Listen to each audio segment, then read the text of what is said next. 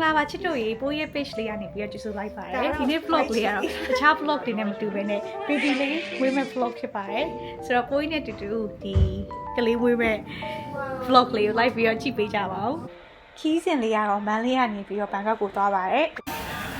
အရန်ကိုပြောပါတယ်ရင်ခုံးနေပါတယ်အရန်ကိုပြောနေပါတယ်အရန်ကိုစိတ်လှုပ်ရှားနေပါတယ်ဆိုတော့ပြီးတော့ပိုးကြီးကဘန်ကောက်ကနေစဉ်ဒီ Aussie မဲဘုံဆက်ပြီးတော့ပြီးဆက်ခဲ့ပါတယ်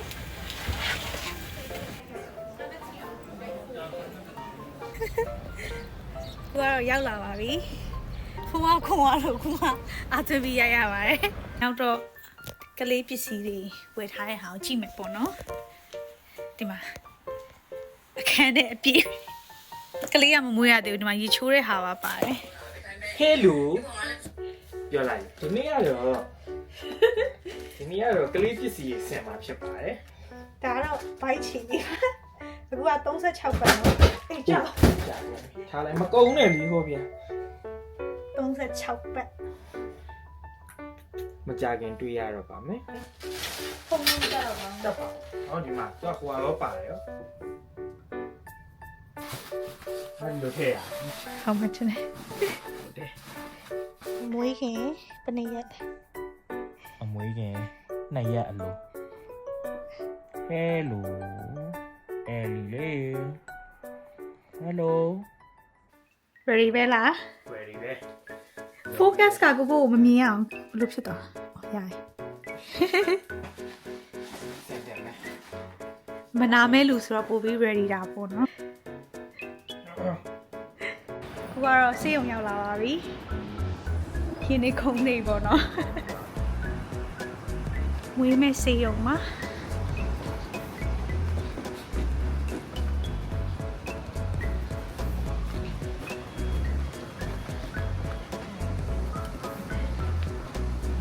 ဟုတ်တယ်ဘလို့တရား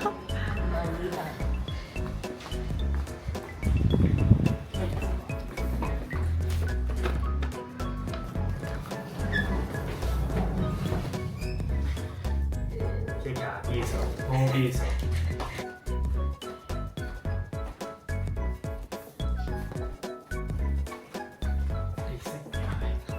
လူကမရှိဘူးခင်ဗျ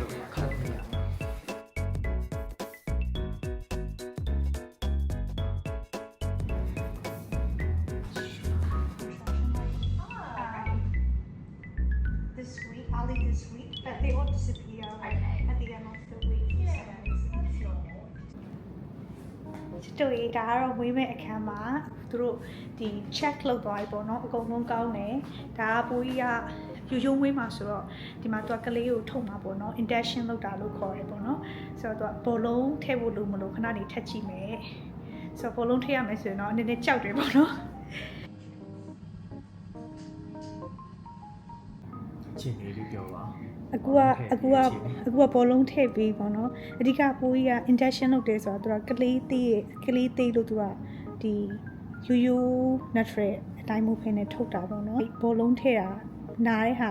3 out of 10အဲ့ TikTok မှာကြည့်တော့ပေါ့နော်တချို့လူကြလည်းအရန်နာတယ်လို့ပြောရပေါ့နော်ကလေးမွေးရထက်နာတယ်တချို့ကြလည်းမနာဘူးဆိုတော့ပိုးကြီးကတော့ကန်ကောင်းသွားတယ်ထင်တယ်ချင်းရောဒီညဆောင်နော်ချစ်တို့ရေခုကတော့မနက်9 နာရီပဲ9 နာရီ15ပေါ့နော်9 နာရီခွဲကြရင်သူတို့ကဒီပိုးကြီးမနေ့ကထဲဘောလုံးကိုထုတ်ပြီးတော့လှုပ်ရှားရှိရဆက်လုံးမှာပေါ့နော်ရေမွားဖောက်တာတို့ပါတော့မင်းညကတော့အဲ့လိုမျိုး contraction ဖြစ်တာနည်းနည်းတော့နာလိုက်တယ်ပြီးတော့သူဆေးလာပြီးတော့ကြာလုံးဝမနာတော့မနက်ထိအိပ်ပျော်သွားတယ်ပေါ့နော်ကဲထားရစမ်းမယ်ထားပါလားနည်းထားပါလားဟိုခုံလုပ်ပြရမလားဟိုကရေမွားဖောက်ပြီးသွားတယ်ပေါ့နော်ပြီးတော့ထုံဆေးပဲပုံပြီးသွားရင်ထုံဆေးပုံပြီးတော့အရင်အိတ်ရှင်ပြီးတော့ shake ရန် shake တုံးနေအောင်ပိုးကြီးကရေမွားမဖောက်ခင်အချိန်မှာပေါ့နော်ဒီထုံစေး epidural on model request လုပ်လိုက်ပါတယ်ဒီ epidural on ပြီးတော့လုံးဝလစ်သွားတာပေါ့နော်ဒီကိုယ်လုံးဆိုတဲ့အောက်ပိုင်းလုံးဝထုံမလုံနိုင်တော့ဘူးပေါ့နော်ပြီးတော့အရန်တုံပြီးတော့ချမ်းနေပေါ့နော်ဒီထုံစေးရဲ့အချိန်ပြီးတော့စားသမျှတွေအကုန်လုံးလည်းပြန်ပြီးတော့အန်ထွက်ပါတယ်ပိုးကြီးရေမွားဖောက်တာမနက်9 ခွဲလောက်ကပေါ့နော်ပြီးတော့3 နာရီခွဲဒီကလေးလေးကထွက်မလာဘူးဆိုတော့သူတို့ကဒီအချိန်မှာ emergency ခွဲရမယ်ပေါ့နော်ဆိုတော့ရိုးမွေးရမယ်အစီအစဉ်ကနေပြီးခွဲရမယ်အစီအစဉ်ရုတ်တရက်ကြီးရောက်သွားတယ်ဒီရိုးမွေးဖို့လုံးဝစီစဉ်ထားပေါ့နော်လို့ခွဲရမှာအရန်ကြောက်တဲ့သူဆိုတော့အဲ့ချိန်မှာတော်တော်လေးကိုစိတ်တက်ကတော့ကြာသွားတယ်ပေါ့နော်ဒါပေမဲ့လည်းအဲ့လိုမျိုးလုံးဝ risk ဖြစ်နေတဲ့အခြေအနေဆိုတော့ပိုပြီးတော့ခွဲဖို့ပဲလုပ်လိုက်ရပါတယ် ခွဲကန်ဒီဘယ်လိုခံစားကြောက်တယ် A few moments later. You cried. Congratulations.